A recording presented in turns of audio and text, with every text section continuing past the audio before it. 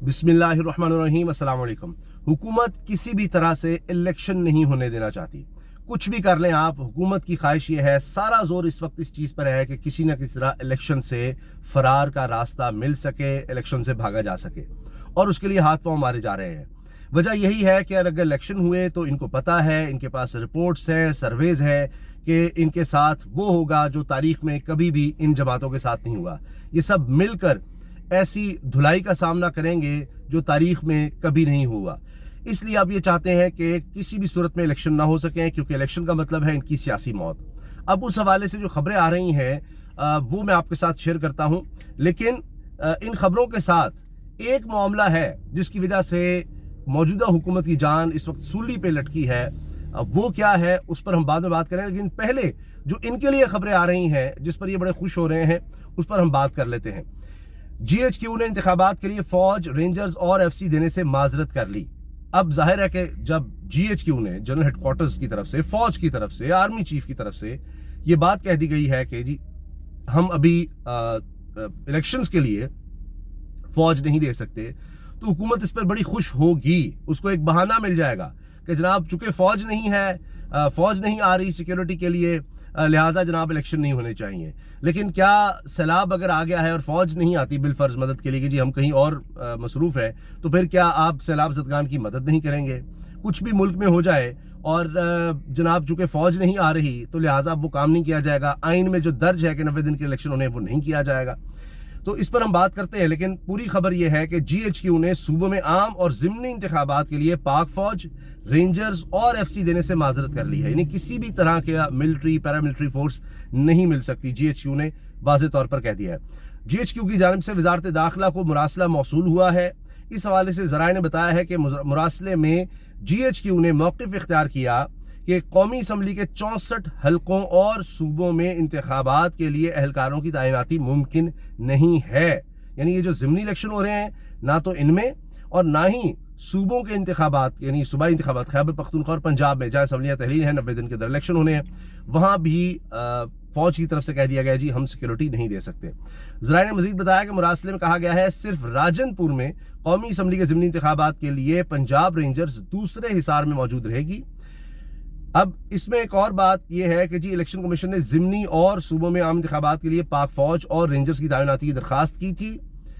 ज़राए ने मुरासले से मुतालिक बताया कि GHQ ने जवाब दिया कि सिक्योरिटी एहलकार दहशतगर्दी के खदशे के पेश नज़र मुल्क की अंदरूनी और बॉर्डर सिक्योरिटी पर मामूर हैं और सिक्योरिटी एहलकार 27 फरवरी से 3 अप्रैल तक होने वाली डिजिटल मरदमशुमारी में मसरूफ होंगे।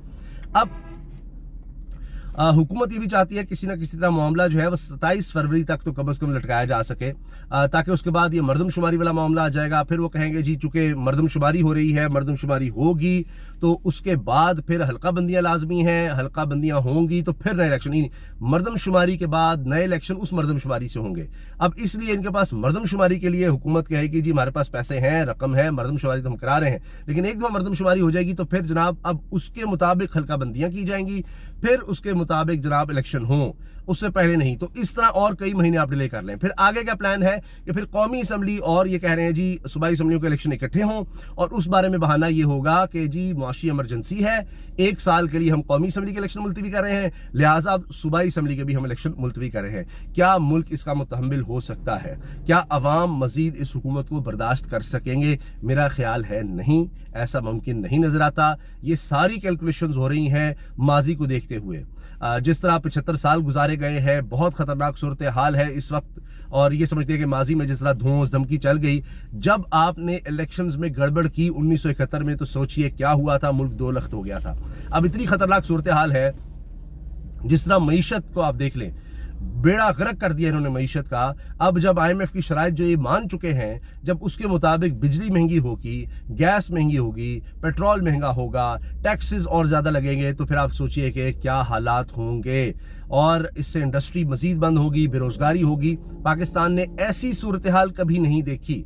उसके बाद आप आइन पर अमल ना कर रहे हों, इलेक्शंस ना करवा रहे हों, लोगों को अपनी राय देने का इन हालात में, जहां वो माशी मसाइल का शिकार होंगे, घुटन का शिकार होंगे, सांस बंद होता हुआ महसूस करेंगे, और उस वक्त आप उनको एक वाहिद जो रियासत के साथ उनका वादा है कि उनको ये हक हासिल है कि वो अपनी राय दे सकें हर 5 साल के बाद, आप उनसे वो हक जब छीनेंगे तो उनके पास क्या रह जाएगा? तो वो फिर किस तरह से अपने जज्बात का इजहार करेंगे, अपनी परेशानियों का करेंगे, किससे उम्मीद लगाएंगे? वाहिद उनके पास जो एहतसाब का एक या किसी को जांचने का या अपनी मर्जी दिखाने का अगर कोई अमल है एक पाकिस्तान में, तो वो तो इलेक्शन ही सिर्फ रह जाते हैं, वरना तो कहीं किसी की और सुनवाई नहीं होती, कोई सुनता ही नहीं। यहाँ तो बेहिसी है।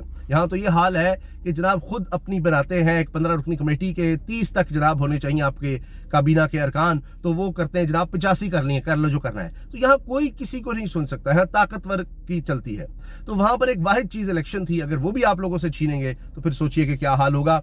अब दूसरी तरफ जनाब आप सुनिए कि क्या हो रहा है। अब ये तो हुकूमत के मातहत है, चले GHQ जो है जी, वो फौज जो है एक इंडिपेंडेंट एक आज़ाद इदारा है, उसने अपनी असेसमेंट दे दी है। अब आपने क्या बस उसी असेसमेंट के मुताबिक चलना है इलेक्शन कमीशन ने कि जनाब वो नहीं, फौज नहीं आ रही तो बस अब इलेक्शन ही नहीं हो सकते। फौज का बुनियादी काम मुल्क की सिक्योरिटी का है। ये सिर्फ ये कि जहां पर बुलाया जाए, यहाँ जरूरत महसूस हो वहां उनको बुलाया जाता है, यहाँ भी पाबंद किया जा सकता है।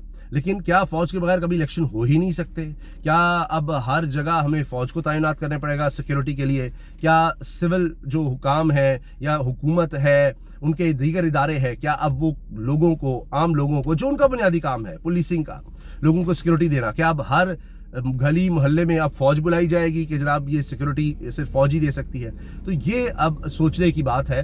बहरहाल अब जनाब इंटेंशन हमें नजर आ रही है, बड़ी वाज़ेह नीयत नजर आ रही है, क्योंकि अब चीफ सेक्रेटरी भी क्या कह रहे हैं जी, इंतखाबात के दौरान दहशतगर्दी का खतरा है, IG पंजाब पुलिस ने कह दिया, लिहाजा जनाब इलेक्शंस ना करवा जाएं। चीफ सेक्रेटरी तो यहां तक कह रहा है, देखिए उस एक सरकारी अफसर जिसका काम है कि आपने अहकामात पर अमल करना है, आपने आइन और कानून के मुताबिक अपनी ड्यूटीज करनी है, वो कह रहा है जी कि पंजाब ने, चीफ सेक्रेटरी पंजाब ने इंतखाबात एक ही दिन कराने की तजवीज़ दे दी। भाई तुम कौन होते हो? कहते जी एक दिन करा लें।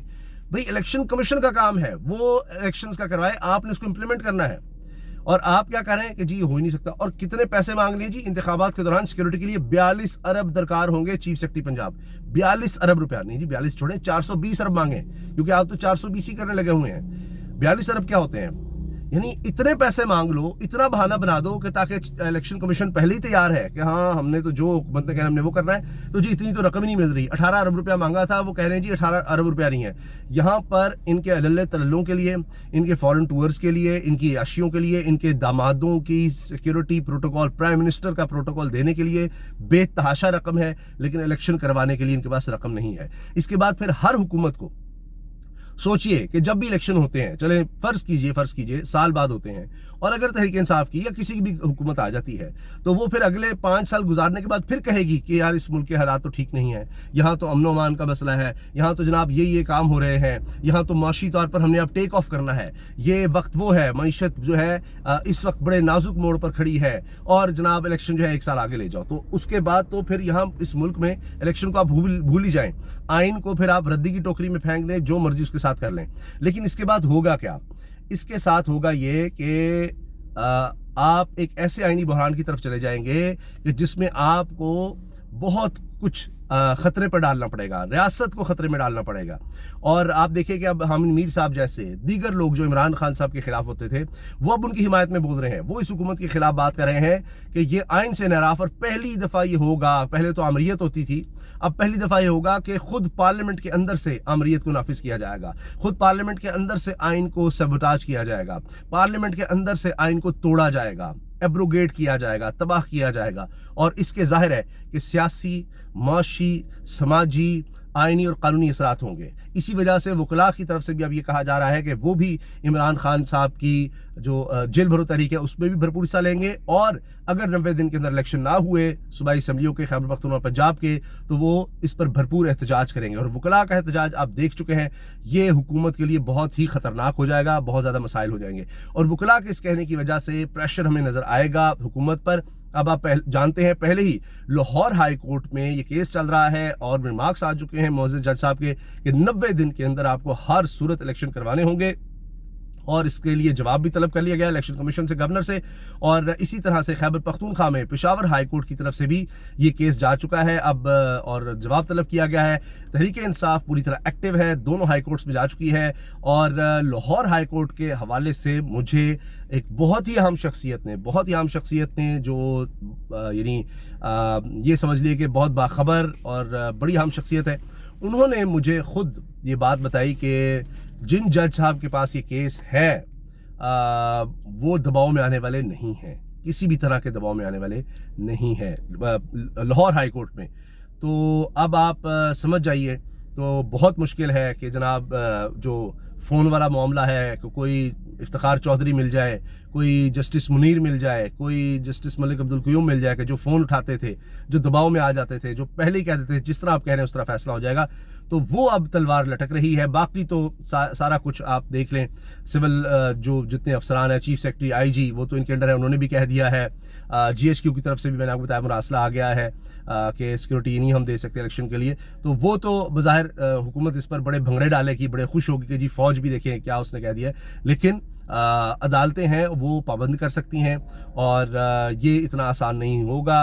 वकलाक मैंने आपको बता दिया, और इमरान खान साहब का प्रेशर है, अवाम का दबाव होगा, क्योंकि जो ही ये IMF की शराइत पर अमल दरामद शुरू होगा, अभी सिर्फ चंद शराइत पर जिसमें डॉलर है उसका बराह रास्त अभी उस तरह असर नहीं आया, अभी पेट्रोल महंगा हुआ है, आने वाले दिनों में और होगा। तो जब ये सब काम होंगे, इसके असरात जब आएंगे, तो फिर पता चलेगा कि लोग किस तरह से अपनी परेशानी का या जो बेबसी है और जो उनके जज्बात हैं, गम गुस्सा है, ये जो होने जा रहा है। मैं आपको बता रहा हूँ पाकिस्तान की तारीख में इस तरह के हालात, इतनी महंगाई, इतनी बेरोजगारी कभी नहीं देखी गई।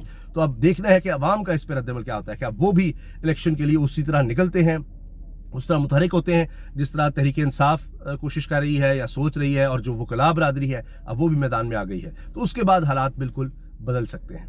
इजाज़त दीजिए, अल्लाह हाफिज़।